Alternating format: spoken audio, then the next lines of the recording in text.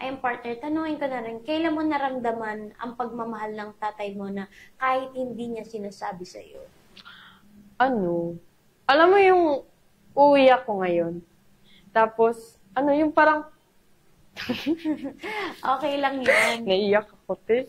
Yung alam mo yung pag... Kasi talagang, na-appreciate mo talaga yung tatay mo ngayon.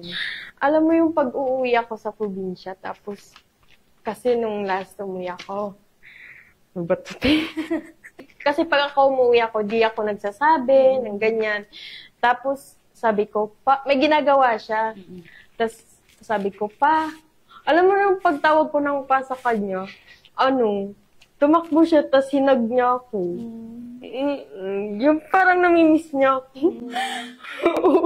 Tapos parang nano ako, yung parang, alam mo yung parang siyang bata. Dati, di ba, pag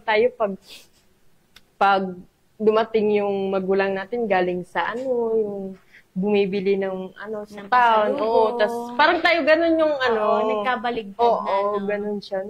Alam mo yung ganun yung naramdaman ko, tas parang naiyak nga ako.